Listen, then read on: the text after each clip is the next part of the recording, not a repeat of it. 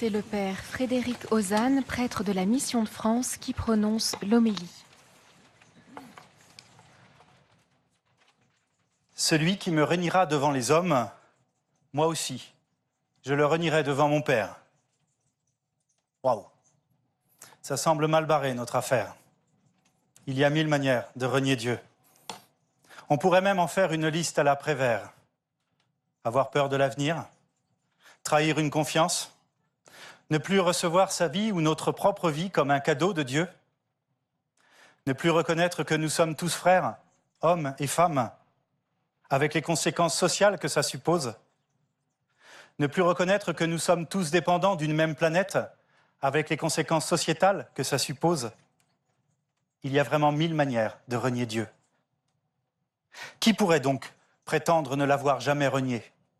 Qui pourrait donc prétendre qu'il ne le reniera plus? Alors, même si nous sommes parfois acteurs de gestes évangéliques, comment ne pas être reniés par Dieu que nous renions nous-mêmes si souvent par tant de gestes contraires? Et plus largement, quel est le lien entre nos actes et notre relation à Dieu? C'est un vrai casse-tête. Celui qui me reniera devant les hommes, moi aussi, je le renierai devant mon Père. On dirait du donnant-donnant. On dirait que Dieu récompense le mérite et la force de nos poignets. On dirait qu'il tient compte de nos vertus et de nos tempéraments. Si c'est ça, quelle tristesse, quelle désolation, pire que celle de Smaug. On a de fait toujours quelque chose à se reprocher. Et ces reproches pourraient même nous faire sombrer. On l'entend d'ailleurs parfois dans la bouche de collégiens.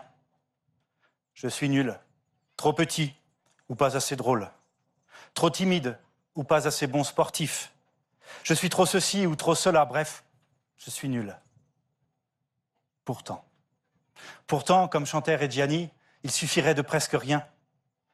Il suffirait juste de regarder un peu plus haut pour que toutes nos vies changent. Et quitte à regarder plus haut, autant regarder beaucoup plus haut. Il suffirait de tourner le regard vers Dieu pour que toutes nos vies changent. Regarde-le, médite-le, contemple-le, disait Claire d'Assise. Tourner son regard vers Dieu, c'est sans doute le chemin pour être libéré de tous nos reniements du quotidien, pour être léger et joyeux chaque jour. D'ailleurs, par 3 fois dans l'évangile qu'on vient d'entendre, Jésus nous y invite. Ne craignez pas, soyez sans crainte. Faire entendre ce « ne craignez pas, soyez sans crainte » du Christ, c'est d'ailleurs un défi de bien des éducateurs et de bien des professeurs qui s'investissent au quotidien auprès des jeunes, en plus de l'enseignement attendu, bien sûr. Personnellement, plus je découvre la grandeur de Dieu, plus je découvre sa tendresse pour moi et pour nous tous, plus, en perspective, je découvre aussi ma petitesse et nos failles, à nous tous.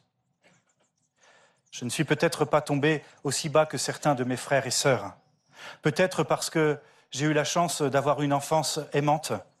Peut-être parce que j'ai eu la chance de me savoir aimer, justement. Peut-être par un je ne sais quoi, peu importe en fait.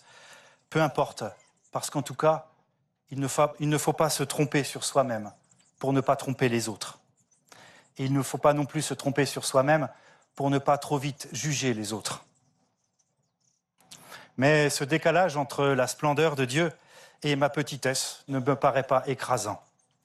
Au contraire même.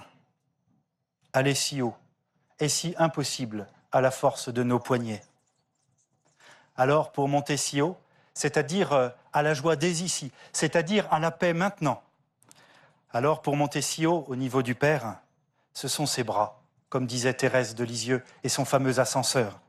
Ce sont ses bras qui peuvent nous hisser à son niveau.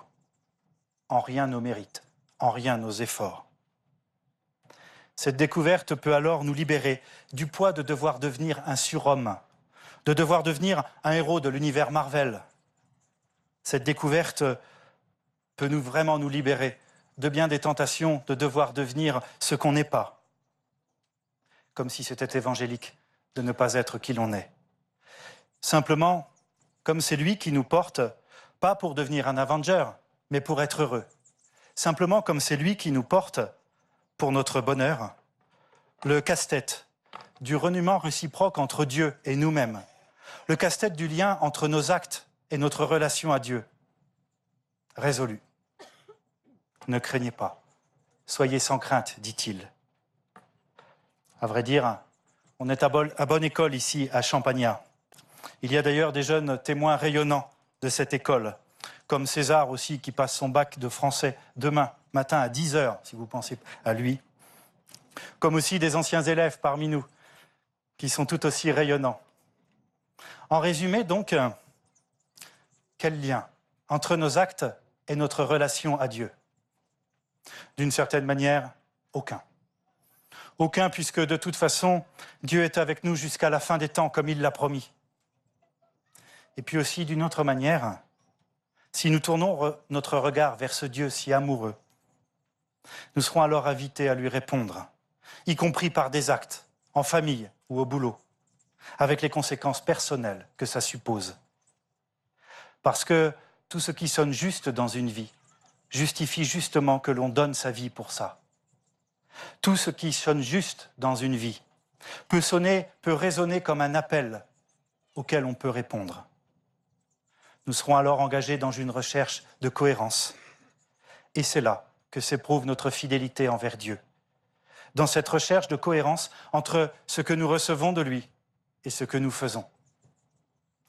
Alors pour l'essentiel, nous avons juste à nous tourner vers Dieu, à tourner notre regard vers lui, pour que lui-même puisse nous hisser à sa hauteur. Avec la même insouciance d'un bébé qui écoute tout souriant et tout gesticulant. Une comptine comme « Ah, les crocrocros, les crocodiles ». Avec la même attention sérieuse qu'un CP joue à la marelle. Avec la même espérance d'un terminal qui envisage les examens du bac ces jours-ci ou les résultats de Parcoursup. Tous, nous pouvons tourner notre regard vers le Père et nous abandonner dans ses bras pour qu'il nous hisse à sa hauteur. Nous sommes les disciples de sa grâce.